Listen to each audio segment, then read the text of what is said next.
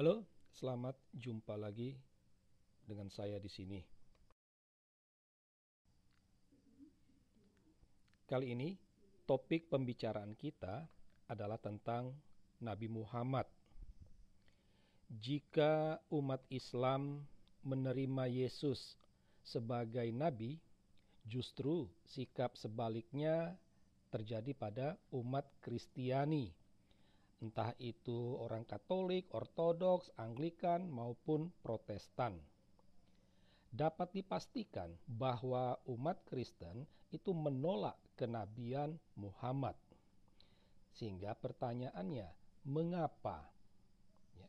Mengapa orang Islam menerima Yesus sebagai nabi, kok orang Kristen menolak? Sangat menarik kalau kita memperhatikan pernyataan dari Dr. Bambang Nursena. Dalam salah satu diskusi lintas agama, seorang dosen bertanya tentang hal ini. Dan Bapak Bambang dengan simpel menjawab yang intinya adalah bahwa orang Kristen percaya bahwa wahyu sudah berakhir pada Yesus. Apa yang dikatakan oleh Dr. Bambang Nursena ini merupakan sikap resmi gereja. Jadi ini merupakan suatu kebenaran dan kami tidak menolak apa yang dikatakan oleh Bapak Dr. Bambang Nursena ini. Akan tetapi pernyataannya masih dapat dipertanyakan. Ya.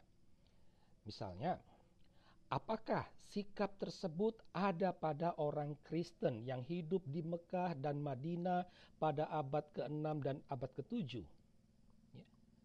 Dan apakah orang Kristen sekarang ini umumnya bersikap seperti itu juga? Mereka percaya bahwa wahyu sudah berakhir pada zaman Yesus. Dengan dasar itulah mereka menolak Muhammad sebagai nabi. Untuk itulah, pada kesempatan ini kami akan memberi jawaban yang komprehensif. Ya. Kita bertitik tolak dari sikap orang Kristen. Ya. Umat Kristen di sini yang kita mau lihat adalah umat Kristen yang ada pada zaman dulu maupun zaman sekarang. Zaman dulu itu zaman waktu Muhammad muncul. Karena penolakan terhadap Muhammad itu sudah ada sejak kemunculan Muhammad itu sendiri. Nah, umat Kristiani di sini yang dimaksudkan adalah awam biasa, bukan dari kalangan terdidik. Nah, yang harus dipahami adalah bahwa dalam kekristenan itu ada tradisi standarisasi. Ya. Tolok ukur untuk menilai sesuatu. Misalnya saja tentang kitab suci. Ya. Jadi tidak semua naskah-naskah suci itu langsung dengan mudah dimasukkan dalam kitab suci. Ada standarnya. Dan berdasarkan standarisasi inilah maka ada naskah yang masuk dalam kategori kanon dan ada naskah yang masuk kategori apokrif. Nah, model seperti ini. Nah, hal yang sama juga terjadi dalam penilaian terhadap nabi. Ada standarnya. Setidak-tidaknya ada dua standarnya, yaitu isi wartanya dan peri hidupnya. Hal ini tidak jauh berbeda dengan sikap umat Islam ketika mereka melihat Yesus. Ya. Mereka juga melihat warta Yesus ada warta kasih. Ya. Selain itu juga Yesus dilihat sebagai orang suci, ya, terkemuka di dunia dan di akhirat, dan dia adalah hakim yang adil. Nah, berangkat dari sinilah umat Islam melihat Yesus sebagai nabi. Nah, bagaimana dengan sikap orang Kristen terhadap Muhammad? Kita akan melihat dulu orang-orang Kristen yang ada zaman dulu. Harus disadari ya, bahwa sekalipun tradisi membaca kitab suci baru ada pada zaman reformasi, namun umat Kristen dulu sudah terbiasa mendengarkan isi dari kitab suci karena sering dibacakan, sehingga mereka akhirnya tahu isi kitab suci, isi Alkitab itu. Nah, ketika mendengar warta dari Muhammad yang beberapa wahyu Allah itu menyerempet isi Alkitab, dan ketika mereka konfrontasikan dengan apa yang mereka tahu, ya penilaiannya warta tersebut tidak sejalan dengan isi Alkitab. Ya, kita sebut aja beberapa contoh, misalnya warta tentang Adam, Nuh, Lot, Ibrahim, Daud, Salomo itu dikatakan sebagai nabi. Padahal Alkitab tidak pernah menyebut mereka ini sebagai nabi. Ya.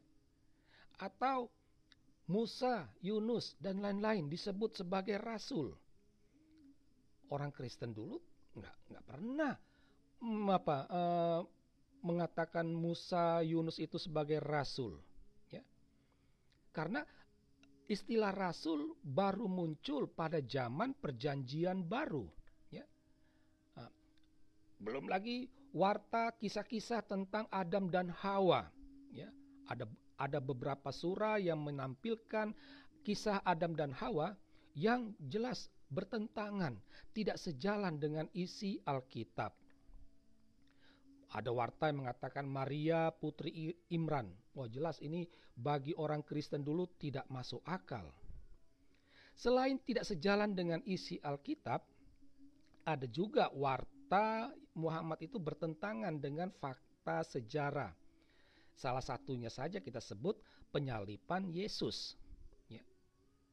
Oleh karena itulah, tidak heran bila dalam surah Al-Anbiya ayat 5 itu dikatakan Al-Quran merupakan rekayasa Muhammad. Sehingga pantas kalau orang Kristen dulu menolak Muhammad sebagai nabi. Mereka tidak menganggapnya sebagai nabi. Nah, sekarang kita akan melihat sikap orang Kristen di kemudian hari setelah Muhammad meninggal sampai saat ini. Mengapa orang Kristen ini menolak Muhammad sebagai nabi? Masih seperti yang sebelumnya, mereka melihat warta Muhammad itu penuh dengan kebohongan dan kebodohan. Misalnya saja soal anak anjing yang mengganggu kedatangan malaikat, atau tentang lalat, atau tentang kencing kuda. Ini orang Kristen membacanya ini suatu kebodohan atau kebohongan. Selain itu juga peri hidup Muhammad tidak sesuai, tidak layak untuk ukuran seorang nabi. Ya. Setidak-tidaknya ada 2 kata yang mau menunjukkan peri hidup Muhammad tidak sesuai sebagai nabi, yaitu bejat dan biadab. Ya, kita ambil saja contoh-contohnya, misalnya kawin dengan anak usia 6 tahun. Bayangkan, Muhammad waktu itu usianya sudah 50-an, kawin, nikah dengan anak 6 tahun. Bersetubuh dengan anak usia 9 tahun. Jelas orang Kristen sekarang, nabi apaan begini? Ya. Kawin dengan menantunya sendiri, padahal anak angkatnya masih hidup. Nah, ini jelas tidak masuk akal. Bagaimana seorang nabi bisa melakukan seperti itu? Lalu mengatakan ini atas nama Allah. Ya. Istrinya lebih dari 20 orang. Atau istilahnya dia berpoligami. Hampir dapat dipastikan orang Kristen sekarang tidak bisa menemukan nabi-nabi yang ada di Alkitab yang berpoligami. Tidak ada. Kalau raja ada, kalau nabi tidak ada. Sehingga mereka sulit menerima Muhammad ini sebagai nabi. Sedangkan untuk kebiadabannya cukup terkenal kata-kata Kaisar Bizantium. Tunjukkan padaku apa yang baru yang diajarkan Muhammad, dan yang akan kau temukan hanyalah kejahatan dan kebiadaban. Nah, dari sinilah orang-orang Kristen di kemudian hari menolak Muhammad sebagai nabi. Akhirnya kita sampai pada satu kesimpulan, kenapa umat Kristiani tak mengakui Muhammad sebagai nabi. Ya, ada 2 poin penting. Pertama, wahyu yang diwartakan Muhammad tidak sesuai dengan tradisi kekristenan yang sudah ada jauh sebelum Muhammad lahir. Bahkan buyutnya lahir pun sudah ada tradisi kekristenan itu. Dan apa yang diwartakan Muhammad itu tidak sejalan dengan apa yang mereka ketahui. Ada kehidupan Muhammad yang tidak sesuai untuk perannya sebagai nabi. Hal inilah sepertinya tidak dilihat oleh umat Islam. Umat Islam hanya fokus pada kebaikan-kebaikan Muhammad dan mengabaikan keburukannya. Ibaratnya umat Islam fokus pada satu titik putih di papan yang hitam, lalu mau mengatakan bahwa papan itu putih. Model seperti itu. Nah, jadi dengan 2 poin inilah ditambah dengan apa yang dikatakan oleh Dr. Bambang Nursena tadi, menjadi dasar kenapa orang Kristen menolak Muhammad sebagai nabi. Demikianlah penjelasan singkat dari kami. Semoga menambah wawasan Anda. Sekian dan terima kasih.